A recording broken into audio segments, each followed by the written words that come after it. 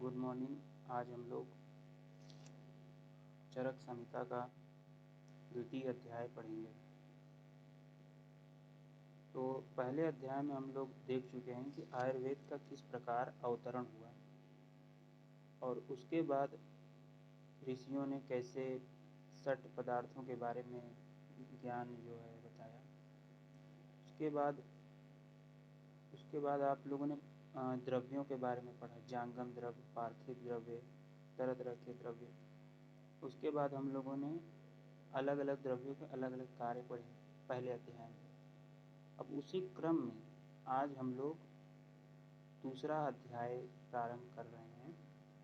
दूसरे अध्याय का नाम है अपामार्ग तंडुलीय अध्याय। अथ द्वितीयो अध्याय अतातो अपामार्ग तंडुलीय अध्यायं व्याख्यास्यामः इति हस्मा भगवानात्रे। तो सूत्र स्थान का द्वितीय अध्याय है अपामार्ग तंडुलीय अध्याय। तो आज हम लोग इसी को अध्ययन करेंगे।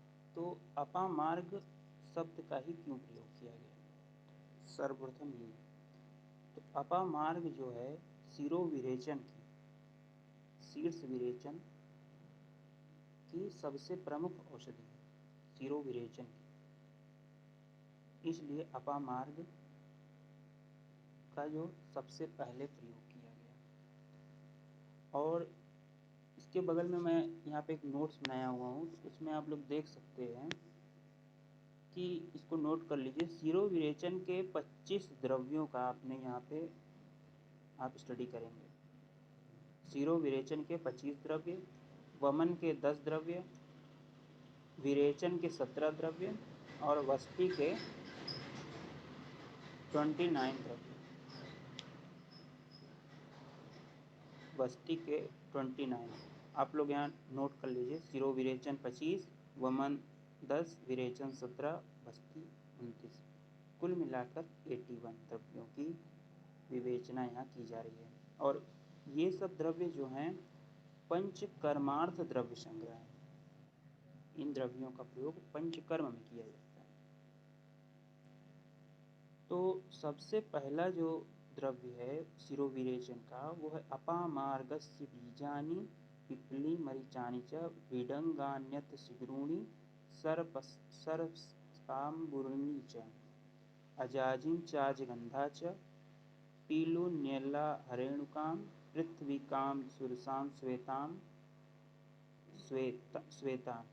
श्वेता मैंने कल जो है ग्रुप में भेजा था इसकी इमेज, आप लोग ध्यान दिए होंगे। श्वेता को अपराजिता भी कहा जाता है।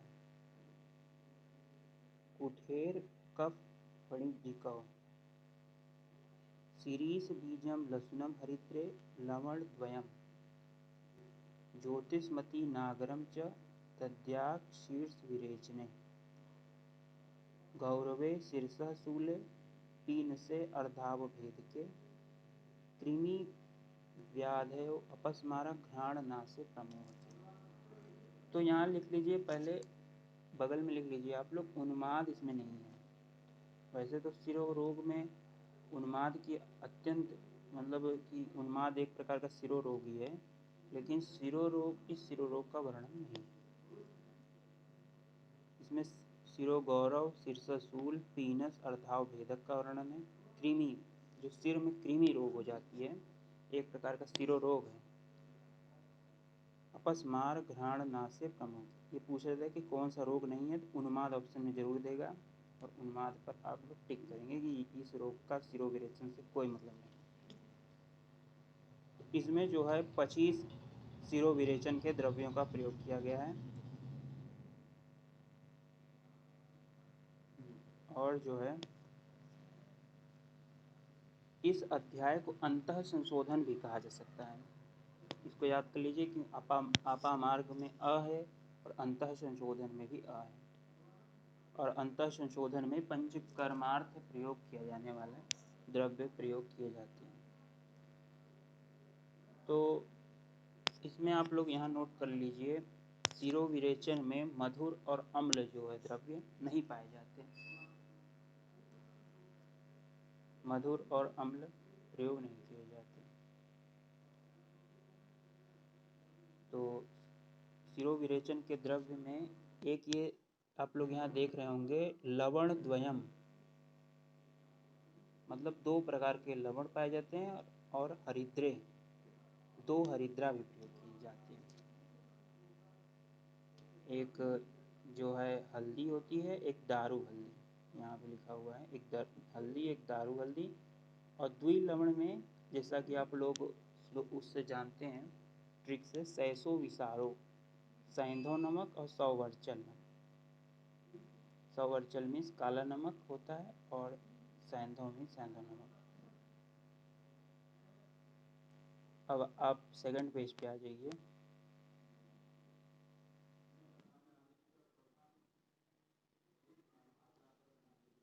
अब इसमें लिखा है वमन के लिए बताए गए हैं द्रव्य। वमन के लिए कितने द्रव्य थे? तो 10 द्रव्य थे। यहाँ पे यहाँ से आप लोग लिख लीजिए, वमन के द्रव्य 10, विरेचन शिरोविरेचन के 25, विरेचन के 17, वस्ती के 29। इसको आप लोग हमेशा याद रखिए, पूछ लेता है कि वस्ती में कितने द्रव्य हैं, तो 29, विरेचन में 17, वमन में 10, शिरोविरेचन में 25। तो वमन के लिए है मदनम मधुकम निम्बम जीमूतम कृतवेधनम पिपली कुटज इक्ष्वाकु कुंडयेलाम धामार्गवाणी च उपस्थिते श्लेष्म पित्ते व्याधवाव आमाश्रये वमनार्थ प्रयुंजित भिषक देहम दूषयान। मदन फल, ये देखिए यहाँ पे मधुक में छोटा ऊ है, छोटा ऊ जहाँ भी रहेगा मधु वहाँ मुलेठी प्रयोग हो जाएगा। और मधुक जो है बड़ा ऊ, उसके लिए महुआ का प्रयोग किया जाता है। जीमूतक कृतवेधनम पिपली कुटक इक्ष्वाकु कुंडयेलाम धामार्गवाणी च। तो वमनार्थ जो प्रयोग होने वाले द्रव्य हैं उनमें मदन फल देखिए वमन के लिए सबसे उत्तम औषधि मानी जाती है, मदन फल। और मधुक मीन्स मुलेठी का क्वाथ प्रयोग किया जाता है। निम्ब, जीमूतक, कृतवेधन, इसमें 10 हैं। अब यहाँ नीचे आ जाइए, आप लोग देख रहे होंगे यहाँ पहले विमर्श में पहले में लिखा हुआ है, यहाँ दूसरे में मधुक मुलेठी का क्वाथ वमन कारक होता है। तीसरा है नीम, गंगाधर राय के अनुसार इसकी छाल का क्वाथ बनाकर वमनार्थ प्रयोग करना चाहिए।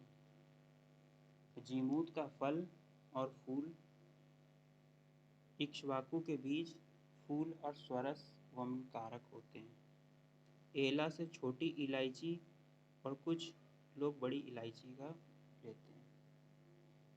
वमन के बाद अब आ रहे हैं हम लोग विरेचन द्रव्यों पर।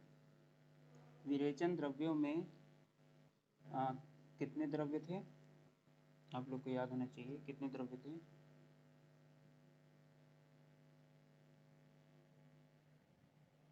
हाँ, 17 द्रव्य थे। तो इसमें त्रिविताम से शुरू होता है। त्रिवृत्त जो होता है वो सबसे अच्छा जो है वमन विरेचन कारक औषधि है, त्रिवृत्त। त्रिवृत्त को कहा जाता है सफ़ेद निशोथ। और इसके बाद है त्रिफला। त्रिफला में 3 फल होते हैं, आंवला, हरड़, बहेड़ा। इसमें 3 फल होते हैं। और दंती, नील का मूल, सप्तला, कड़वावच, कम्पिल्लक, गवाक्षी, क्षीरणी, उदीरिका, पीलू, आरगवद। ये जो आरगवद है इसी को अमलतास बोला जाता है। ये भी एक अच्छा, ये औषधि तब मिलाई जाती है जब और सभी औषधियाँ विबंध कर रही हों तो थोड़ा सा आरगवत मिला दीजिए आप, आरगवत के मज्जे को मिला दीजिए, तो वो जो है वातानुलोमन मतलब कि जो है वातानुलोमन करने लगेगी। मुनक्का द्रवंती, निचुल मुनक्का भी देखिए बड़ी जो मुनक्का होती है ये भी विरेचन करती है। इन औषधियों का प्रयोग पक्वाशय में दोषों के प्राप्त होने पर विरेचन के लिए। इसमें इस श्लोक में लिखा हुआ है पक्वाशय गते दोषे विरेकार्थ प्रयोज्य। तो हमेशा हम लोग जानते हैं कि पक्वाशय में जो है पक्वाशय की शुद्धि के लिए बस्ती की जाती है, लेकिन इसमें जो है इस श्लोक में पक्वाशय गते दोषे विरेकार्थ प्रयोज्य। तो ये जो विरेकार्थ है इसी को पूछ लिया जाता है कि पक्वाशय गते दोषे ब्लैंक दे के प्रयोज्य है। तो बहुत बड़े बड़े विद्वान जो हैं इसमें बस्ती डाल के आते हैं, पक्वाशय गते दोषे बस्ती प्रयोज्य है, लेकिन चरक ने बोला है पक्वाशय गते दोषे विरेकार्थ प्रयोज्य है इस श्लोक में, 10वें श्लोक में। तो इसमें 17 हैं, सिर्फ प्लांट्स हैं, प्लांट्स को पहचानना, उसको जानना कि इसका क्या यूज है, बस इसमें यही काम करना है। इसको याद रखने के लिए त्रिविताम त्रिफलाम दंती नीलि सप्तलाम वचाम कंपिल्लकम गवाक्षिं च क्षीरणी उदकम क्रियाम। इसके जो है विमर्श में आप लोग देखिए, त्रिवृत्त मूल सभी विरेचन द्रव्यों में श्रेष्ठ माना गया। त्रिवृत्त का मूल,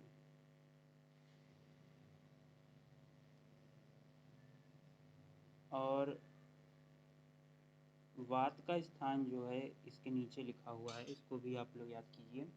पक्वाशय कटी शक्ति श्रोत्रस्थि स्पर्शनेन्द्रियम स्थानम वातस्य तत्रापि पक्वाधानम विशेषता। यह है वात का स्थान। तो पक्वाशय जो है वैसे तो वात का स्थान गिनाया गया है वाग्भट संहिता में, लेकिन चरक में पक्वाशय गते दोषे विरेकार्थ प्रयोजित। इसको आप लोग अच्छे से नोट कर लीजिए, यहाँ पे आप लोग सिल्ली मिस्टेक ना कीजिए। और पंचमान्यास्य में पित्त का स्थान बताया गया है, तेव्या पिनोपिहन्नाभ्यो अधो ऊर्ध्व आश्रयम तथा विरेचनम पित्त हराणाम।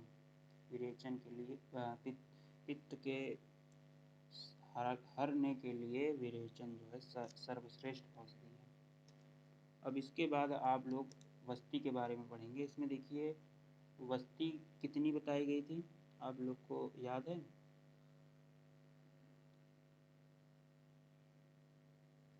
वस्ती बताई गई थी 29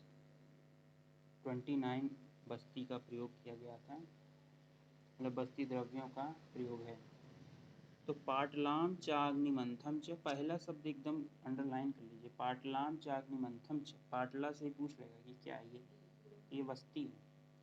सबसे पहले आस्थापन वस्ती का प्रयोग है, फिर अनुवासन वस्ती का प्रयोग है, लेकिन अनुवासन में बस इसको तेल में पाक करके औषधियों को इसका स्नेह पाक किया जाता है। बाकी इन 29 द्रव्यों का अगर हम वात बनाकर यूज करें वस्ती में, तो पाटलाम चाग्निमंथम च बिल्वम श्योनाकमेव च काश्मर्य शालपर्णी च कृष्णपर्णी निग्दिग्धकाम बलाम सुदृष्टाम बृहतिमिरंडम स पुनर्नमम यवान कुलत्थ कोलानि गुडूची मदनानि च पलासम कृतकत्रीण चैव स्नेहांश लवणानि च।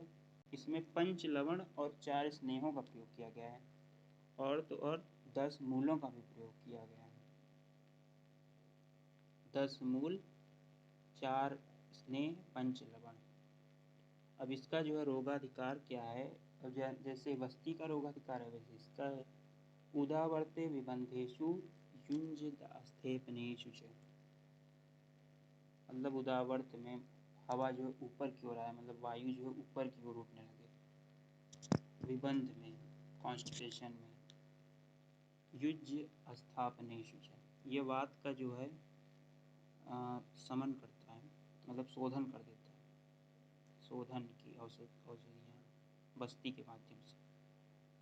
तो इसके नीचे जो है मारुतग्नम इति प्रोक्तम संग्रह पंचकर्मिका, जो संग्रह पंचकर्मिका है उसको अंडरलाइन कर लीजिए, यहाँ पे लिखा हुआ है संग्रह पंचकर्मिका,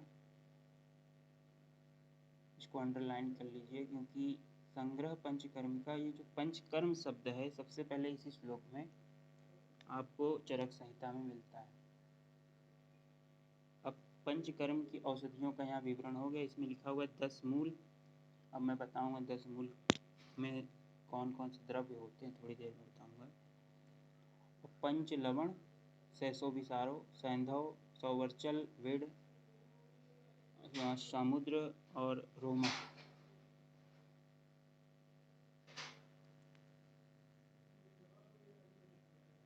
इसके बाद जो है तो जो है कि स्थावन वस्ती का जो है और अनुमाशन वस्ती जो कि तैल वस्ती के नाम से जानी जाती है, इनका जो है विवरण यहाँ हो गया है। अब यहाँ पूर्व कर्म के बारे में आप लोग को बताया जाएगा। तानि उपस्थित दोषाणाम स्नेह स्वेदोपादनैः पंचकर्माणि कुर्वीत मात्रा काल विचारयन्। इसका ये मतलब हुआ कि जब दोष उत्कृष्ट हो जाएं, अपनी उत्कृष्ट अवस्था को प्राप्त हो जाएं, तो स्नेहन और स्वेदन कराकर मात्रा और काल का विचार करते हुए चिकित्सक को पंचकर्म का प्रयोग करना चाहिए। बिना मात्रा और काल के पंचकर्म करना जो है ये जो है बहुत ही हानिकारक हो सकता है। और जो है दोष जो है उत्कृष्ट होने चाहिए इसमें, या तो दोष को आप खुद उत्कृष्ट कराइए। युक्ति का महत्व है। मात्रा कालाश्रय युक्ति, सिद्ध युक्ति, प्रतिष्ठिता। ये सिद्ध युक्त और प्रतिष्ठिता में ऐसे ये लिख के पहले का जो है गायब कर देगा, पूछेगा कि फिलिंग द ब्लैंक्स। तो मात्रा कालाश्रय युक्ति। तिष्ठति उपरि युक्तज्ञो द्रव्य ज्ञान वताम सदा।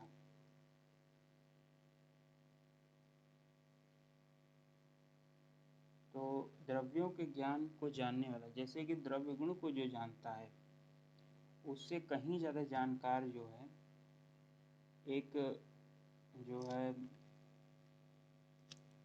आपके जो चिकित्सा विज्ञान वाले हैं, चिकित्सा जो काय चिकित्सा के होते हैं प्रोफेसर, वो ऊपर माने जाते हैं।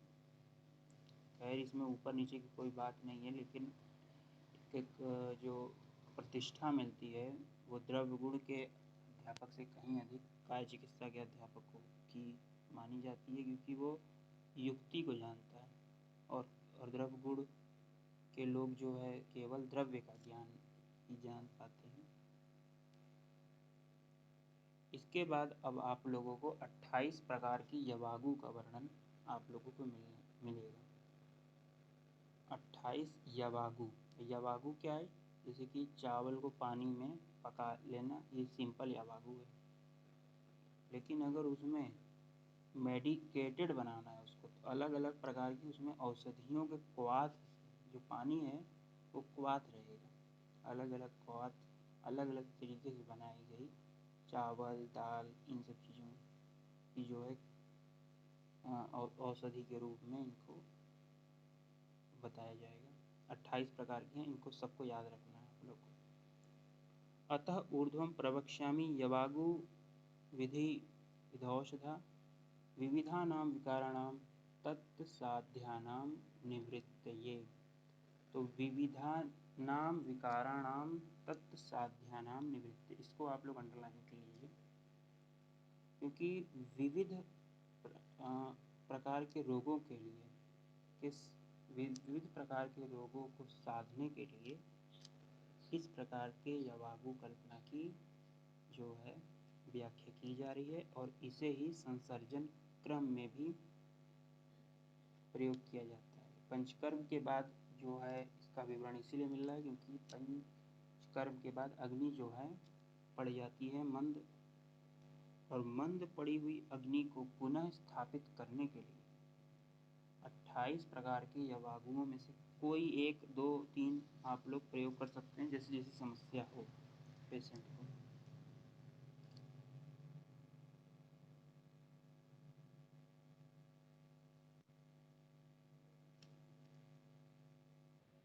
अब जो है आप लोगों को 28 प्रकार की यवागु के बारे में जानकारी देने वाला हूँ। तो पिपली पिपलीमूल चव्य चित्रक नागरई यवागु दीपनीयम स्यात् स्यात् शूल अग्नि च उपसाधिता। मतलब पिपली पिपलामूल चव्य चित्रक नागर, इनसे सिद्ध की हुई यवागु जो है वो अग्निदीपक और शूल नाशक होगी। अब इसमें चक्रपाणी ने बोला है कि जो आहार है वो रस प्रधान औषधि है। मतलब एक आहार भी एक औषधि है जो कि रस प्रधान है, लेकिन जो औषधियाँ होती हैं वो वीर प्रधान होती हैं। और कौन कौन सी वीर होती हैं? तीक्ष्ण वीर, मृदु मध्यम वीर और मृदु वीर। तो तीक्ष्ण वीर्य में सोंठ, मृदु वीर्य में आंवला और जो मध्यम वीर्य है उसमें बिल्व।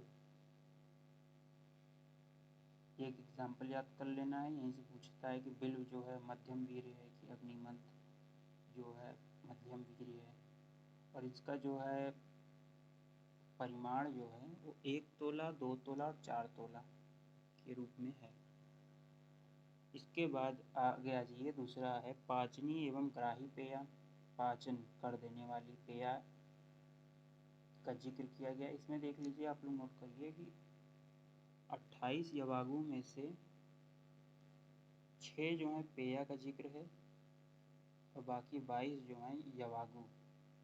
अगर प्रश्न आ जाए कि कितने यवागु का वर्णन है तो 28, कितने पेया का है तो 6 और 22 ऐसे करके याद कीजिए। कि जैसे यहाँ पे पेया है, तदित बिल्व चांगेरी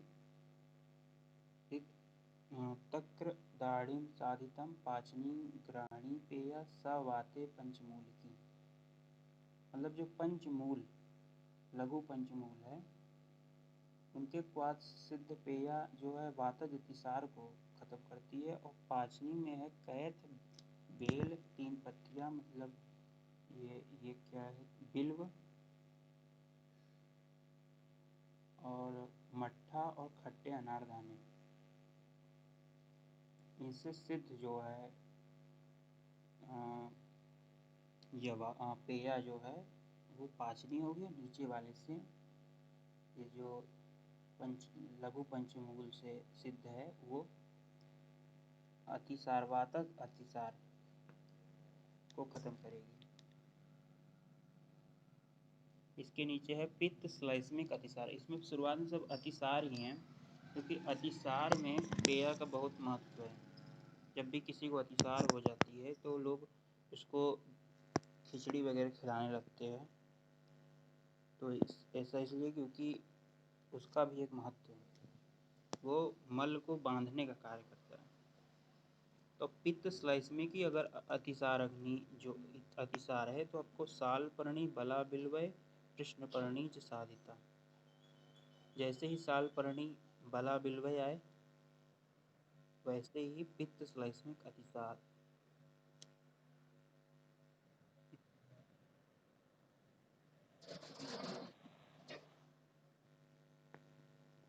अब इसके बाद हम लोग पढ़ेंगे, ये सबसे इम्पोर्टेंट है, हर जगह क्वेश्चन में आ जाता है, रक्त अतिसार अग्नि पेया। तो है पयश अर्धधुके छागे। छाग, छाग जो है इसको बोलते हैं बकरी। और अर्ध उदक बोलते हैं आधा जल और आधा जो है उसमें दूध मिला रहेगा। तो पयस्त अर्ध ओदके छागे ऋवेर उत्पल नागरे पेया रक्तातिसारग्नि कृष्णपर्ण्या च साधिता। कृष्णपर्ण्या च साधिता। तो इसमें सुगंध बला, नीलकमल, नागर, यहाँ नागर का प्रयोग नागर मोथा के लिए किया गया है। और कृष्णपर्णी, कल्क को बकरी के अर्ध उदक जल में जो है आप पका लीजिए, उसके बाद उसकी जो है पेया बनाइए। तो रक्तातिसार अग्नि जो पेया है बहुत इम्पोर्टेंट है, क्योंकि बकरी जो है बबूल के जो पेड़ों पर चढ़कर उसकी पत्तियों को खाती है, और कसाय रस होता है। कसाय रस जो है रक्त को बांधने का कार्य करता है। इसके बाद मैं आप लोगों को बताने वाला हूँ आमातिसार तथा मूत्र कृच्छ पेया। आमातिसार में दध्यात् अति विषाम पेयम शामे सामलम सनाग्रम। अब स्वद्रमष्टा जहाँ आ जाए, स्वद्रमष्टा आ जाए तो मूत्र कृच्छ, क्योंकि स्वद्रमष्टा कंठकारी भ्याम, स्वद्रमष्टा जो है गोखरू को कहते हैं, कंठकारी भटकटैया को बोलते हैं। इनसे बनाई गई जो है वो जो है मूत्र कृच्छ, किसी को पेशाब कम आ रहा है तो वो पिला दीजिए उसको गोखरू और भटकटैया के मूल के क्वाथ से बनाई गई पेया। उसमें राव मिलाकर, ये फाड़ित मिलाया जाता है, उसको देने से मूत्र कृच्छ में फायदा होता है। कृमघ्नि, तो वायविडंग, पिपरामूल, सहिजन, मरीच और मट्ठा से सिद्ध की गई यवागु सर्जिक क्षार के साथ सेवन करने पर कृमिघ्न नाशक होती है। विडंग जहाँ पे आ जाए, विडंग, पिपली मूल, सिगरू, मर्चियंच, तक्र सिद्धा यवागु स्यात् कृमिघ्नि सुसुवर्चिकौ। तो कृमि नाशक जो है सर्जिक क्षार से का भी प्रयोग है इसमें, तक्र से और सर्जिक क्षार। इसके बाद है पिपासा। पिपासा में जरूर आप मृद्विका याद कर लीजिए, मृद्विका शारी वाला जो मृद्विका याद कर लीजिए आप लोग। पिपासा मुनक्का बोलते हैं मृद्विका को। और सोमराजी जो होता है वो विषग्नि, सोमराजी विषग्नि, ये दो याद कर लीजिए। सोमराजी यहाँ लिखा हुआ है, यहाँ पे सोमराजी विषग्नि। इसके बाद है वराह। वराह निर्यो जो कहा जाता है, सुअर के जो मांस के जो क्वाथ बनाया जाता है उससे सिद्ध की गई यवागु अगर आप ले रहे हैं तो आपका बृंहण करेगा, कार्श को बृंहित कर देगा। और अगर आपको मेदो रोग है, मतलब आप पहले से ही मोटे हैं, तो भुने हुए गवेधुक, जो भुना हुआ जोहरी है, मकई है, इन सब गवेधुकानाम भ्रष्टानाम कर्षणी यह माक्षिका। ये देखिए, ये जो पतले होने के लिए औषधि है, गवेधुकानाम भ्रष्टानाम कर्षणी यह समाक्षिका। माक्षिका मीन्स होता है मधु, मतलब कि शहद के साथ अगर आप सेवन कर रहे हैं तो आपको ये पतला बनाने में श्रेष्ठ औषधि है। अब है सर्पिस मति बहुतिला स्नेही लवणान्विता। स्नेहन अगर कराना है तो सर्पिस मति, तिल प्रधान चावल की बनी यवागु घृत तथा नमक मिलाकर, नमक जो है सद्य स्नेहन करने के लिए सर्वश्रेष्ठ औषधि है। तो अगर स्नेहन कराना है तो उसमें तिल भी, चावल में तिल भी डाल दीजिए और नमक भी डाल दीजिए, सद्य स्नेहन कर देगा आपको। और उसके बाद है कौन सा, विरुक्षणी, कुश का मूल और आमलक के क्वाथ से बनी श्यावा की यवागु शरीर को रुक्ष कर देती है। कुश का मूल जो है और आमलक के क्वाथ में से बनी हुई श्यामक यवागु शरीर को रुक्ष करने वाली होती है। इसके बाद आप आगे आ जाइए, श्वास का सग्नि और पक्वाशयगत वात में प्रयोगार्थ पेया। तो 10 मूल श्रिता कास हिक्का श्वास कफापहा, जो 10 मूल वात से बनी हुई पेया है, मतलब यवागु है, वो ये पेय ही है, 10 मूल से क्वाथ से बनाई हुई पेय जो है अत्यंत ही जो है कासग्न हिक्का ऊर्ध्वजत्रुवत जितने विकार हैं, हिचकी, दमा, काफ, कफज विकारों को दूर करती है।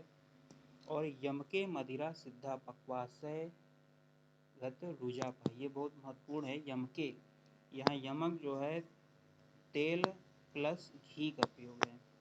तेल प्लस घी उसको लीजिए और मदिरा से सिद्ध कर दीजिए आप यवागु, और वो जो है यवागु पक्वासे रुजापा, पक्वासे की रुजा को समाप्त कर देगा। इसके बाद ये जो है आगे बढ़िए, साक आर्शन सारक जो है, सारक में मतलब कि शरण करेगा।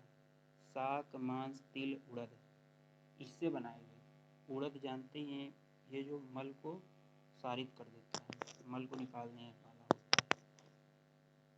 अगर आप लोगों को यहाँ पे मिल गया ये मांस तो आप लोग समझ जाइए कि सारक होगा। एक जगह और मांस होगा वो जो है वृक्ष होगा, लेकिन ये मांस जो है वातानुलोमन करेगा।